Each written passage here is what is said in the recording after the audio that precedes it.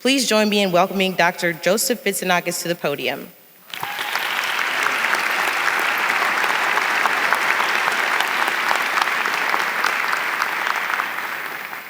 I am privileged today to represent the intelligence program here at CCU, which prepares students for careers in our nation's intelligence agencies.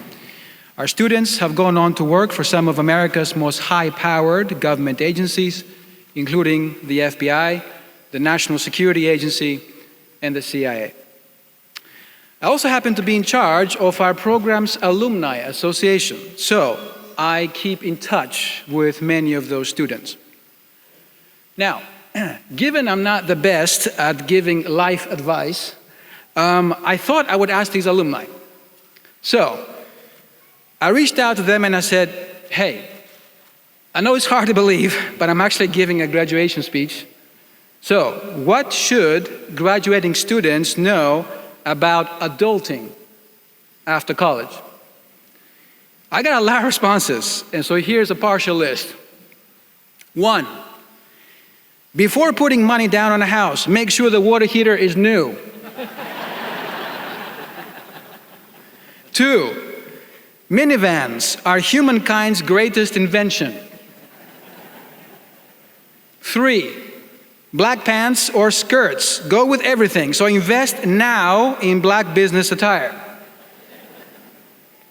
4, learn how to use Excel to do your taxes. It saved my life. This came in all caps for some reason. 5, and my favorite, heads up, the dating scene after college leaves a lot to be desired. I was like, guys, I'm trying to inspire those students. I'm not trying to depress them. There is, however, one thing that kept coming up in these responses from our alumni. From their vantage point in the nation's capital, our alumni say they are worried. They're worried about the growing division among Americans. I share that concern, so I want to talk to you about it. Let me tell you about my introduction to America. As you can tell by my accent, and as you heard in the introduction, I was not born here. I was born in the Greek islands. When I was in college, I had no intention of ever coming to America, any more than you intend to move to, say, Belgium or Norway. Except I met this girl from Tennessee. Where is Abigail? She knows what I'm talking about, right? So I decided to chase her across the Atlantic. And that's what brought me here. Now, when I arrived, I didn't know much about America. I was previously living in the United Kingdom, so I thought, okay, we speak English here, they speak English there. How different could it be? I couldn't have been more wrong. So shortly after I arrived to America, I'm experiencing my first July 4th celebration in a barbecue in Tennessee. So we're sitting outside, and on my plate lands this long piece of meat, a massive piece of meat.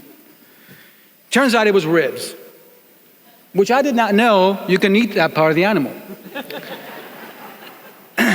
And my first question was, you're gonna love this. My first question was, where is the knife and fork?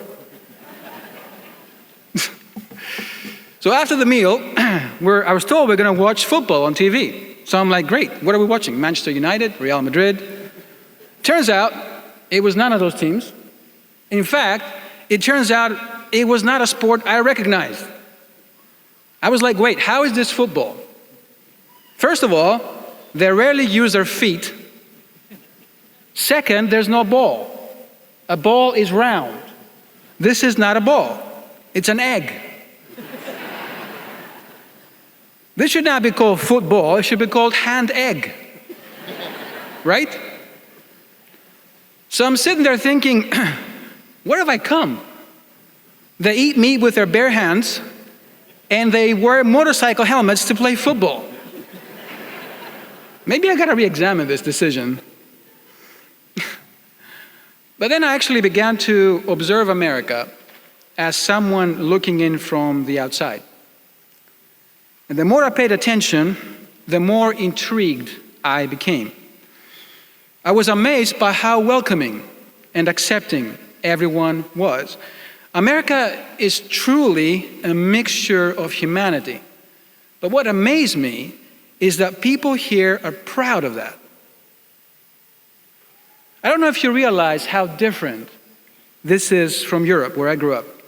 My hometown is on the coast, just like this city here.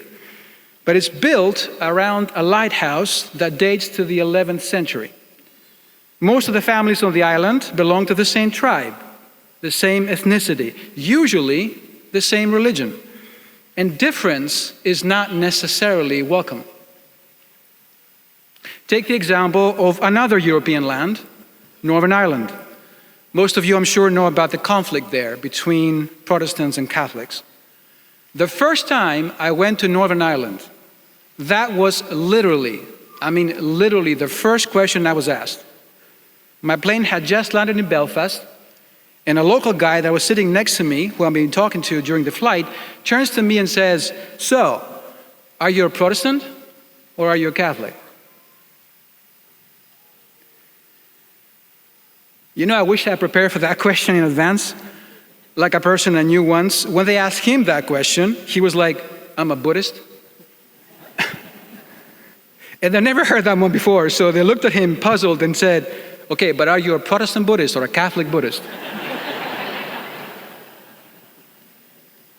Now, I've lived in this country for longer than most of you who are graduating today have been alive. And let me tell you something. I've never been asked that question. Never. Not once. Nobody cares.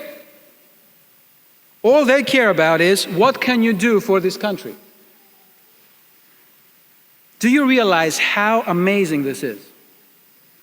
How unique and how tragic it would be if we were to lose it, not just for America, but for the world.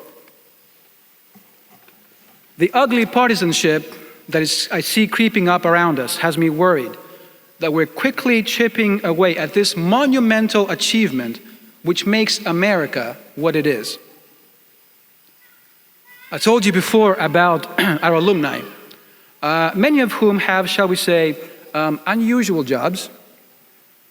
Recently, I was talking to one of them who serves in the United States Special Operations Forces. Now, I know many Americans who have been to war in my time, many of them my former students. But he's the only American I know who went face to face against the Islamic State. He was describing to me what it was like fighting the Islamic State. And suddenly, he paused. He looked at me and he said, "You know, the people who were shooting at us, they never once cared if we were Republican or Democrat. It was enough to them that we were Americans." He said, "I served on the front lines alongside people who to this day, I have no idea what party they voted for, or even if they voted at all. And now I'm back stateside and I see friends of mine being blocked by family members on social media because they voted for different presidents. Suddenly everyone wants to know if I'm a Democrat or a Republican, as if this is the most important thing in the world. Now call me crazy, but to me, coming from Europe, this brings back memories of, are you a Protestant or are you a Catholic?" Now, I know I'm supposed to tell you that this country will be better, that you will make it so. And yes, I and your other professors, we believe you can, because we know you. We know you're bright. We know you're hardworking and ambitious. We have witnessed it day in and day out. But the truth is, there is no guarantee that America will always progress toward a brighter future. That will depend on its people. That will depend on you. And if there's one thing I'm going to ask you to do as someone who made America his home, just like your ancestors did who came here from all over the world, it is this: do not treat those who disagree with you as enemies. Do not seek to humiliate them, to silence them, to crush them. Because when the pendulum swings, and believe me, it will, they will seek to do the same to you. And that is how the cycle of violence that so many of your ancestors came here to escape from begins. To make this country stronger, you should be okay with sharing it with people who don't agree with you. The best way to make your professors proud, to make your university proud, to make this country proud, is by remembering that people who don't share your views are just as American, just as patriotic as you. Be forces of unity, not forces of division. Follow that in whatever you do, as you start your careers, as you begin your family, when you vote, even when you play hand-egg. CCU class of 2021, the world awaits you. This country needs you. Go out there and make your mark. We, your professors, will be watching. Thank you.